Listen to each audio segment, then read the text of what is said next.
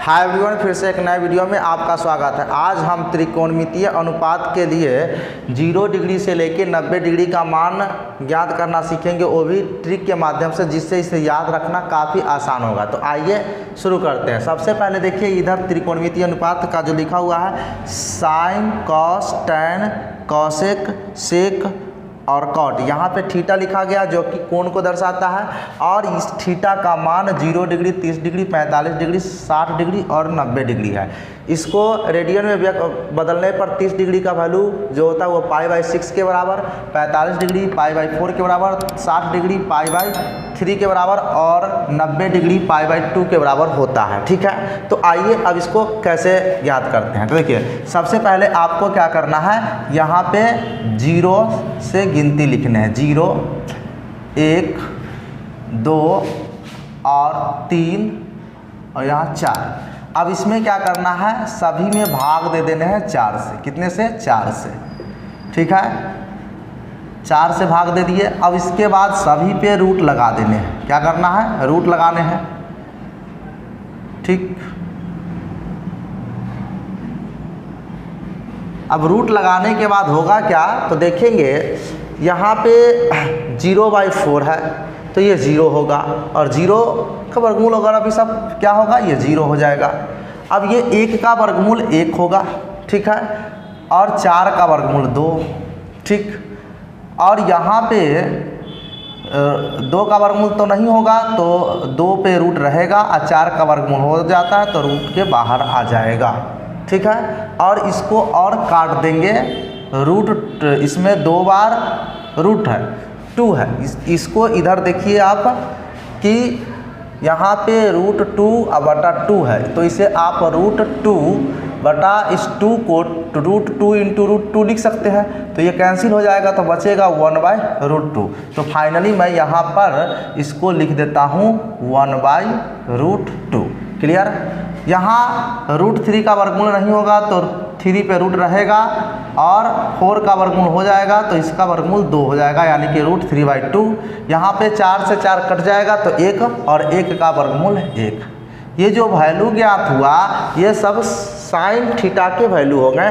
तो sine theta यानी 0 degree पर ये 0 होगा। ठीक है, 30 डिग्री के लिए 1/2, 45 डिग्री के लिए 1/√2 और 60 डिग्री के लिए √3/2, 90 डिग्री के लिए 1। ठीक है, तो साइन थीटा का मान निकल के आ गया।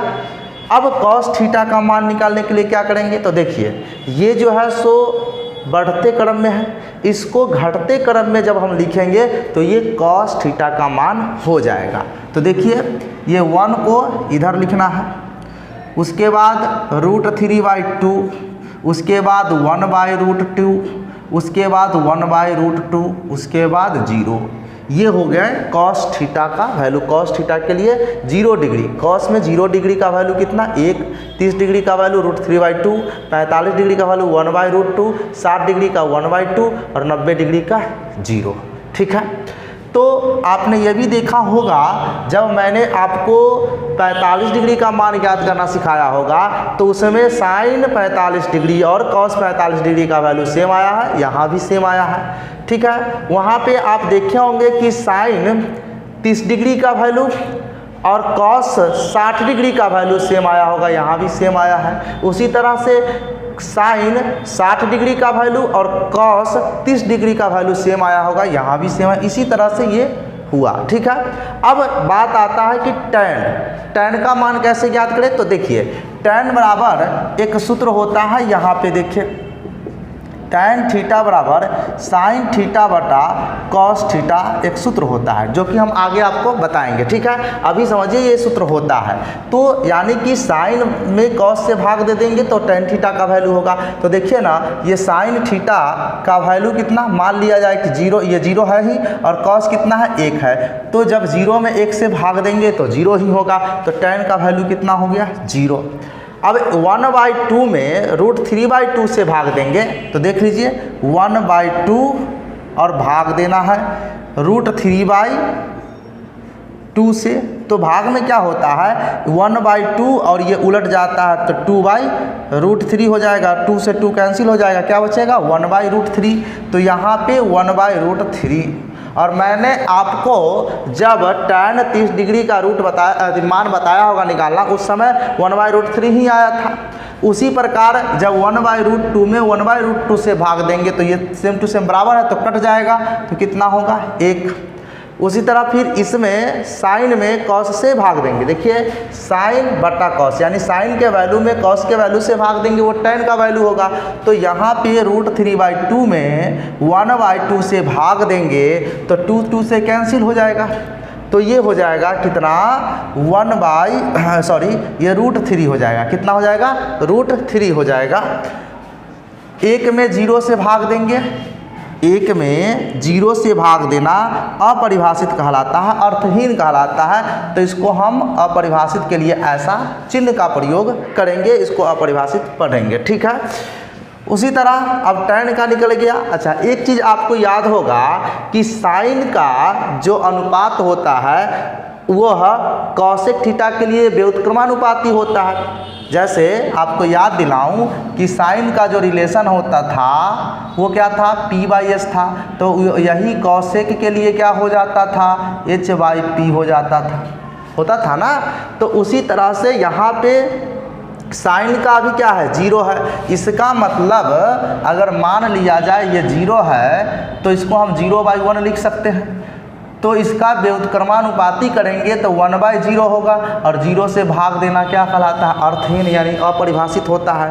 तो इस तरह से कॉस का वैल्यू क्या होगा 0 हो जाएगा। क्या हो जाएगा 0 हो जाएगा, 0 कहते हैं, अपरिभाषित होगा। क्या होगा अपरिभाषित। इसका व्युत्क्रम करेंगे तो 2 हो जाएगा, इसका व्युत्क्रम करेंगे तो √2 हो जाएगा, इसका व्युत्क्रम करेंगे तो 2/√3 हो जाएगा, और इसका व्युत्क्रम करेंगे तो 1 ही होगा, क्योंकि 1 के बटा में 1 ही होता है हर। अब देखिए जिस तरह से साइन को निकालने के बाद कॉस का अपोजिट कर दिए, रिवर्स कर दिए, तो ये कॉस मतलब कॉस पता चल गया। उसी तरह से अगर हम इसका उल्टा कर देंगे तो वह किसका हो जाएगा सेक का हो जाएगा। किसका हो जाएगा सेक का।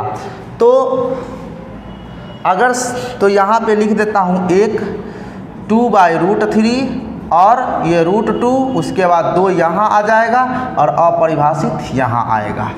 अगर उस नियम से चले कि कॉस का व्युत्क्रमानुपाती सेक होता है तो भी लागू हो जाएगा। देखिए अगर इसका व्युत्क्रम करेंगे 1/2 है तो यहाँ 2 हो जाएगा, 2/1 तो 2/1 को सीधा 2 लिख सकते हैं। अब कॉट जो है सो tan का व्युत्क्रमानुपाती होती है, तो इसको उलट देंगे, इसके बटा में कुछ नहीं है तो 1 और 1 ऊपर जाएगा 0 नीचे आएगा, तो क्या हो जाएगा अपरिभाषित। 1/√3 है तो इसका व्युत्क्रम करेंगे तो √3 हो जाएगा। 1 का व्युत्क्रम 1 ही होगा, √3 का व्युत्क्रम 1/√3 होगा। और अपरिभाषित है, यानी अपरिभाषित किसको कहते हैं 1/0, तो इसको व्युत्क्रम करेंगे 0/1 तो वह कितना हो जाएगा 0 हो जाएगा। इस प्रकार ये मान सारणी कंप्लीट हुआ। क्लियर। अब इसे आप आसानी से याद रख सकते हैं, ठीक है। तो इस तरह से आप इसको अच्छे से याद रख सकते हैं, ठीक है। तो इसको अच्छे से आप याद रख लेंगे तब जाकर के आप आगे का जो सवाल हल करेंगे, जो मैं आपको बताऊंगा हल करना, वो आप आसानी से समझ पाएंगे। तो उम्मीद है कि ये मान सारणी आपको समझ में आया होगा। इस तरह से आप याद करेंगे तो आप हमेशा के लिए याद रखेंगे, भूलने का चांस नहीं होगा। तो मिलते हैं नेक्स्ट वीडियो में, तब तक के लिए धन्यवाद। जय हिंद, वंदे मातरम।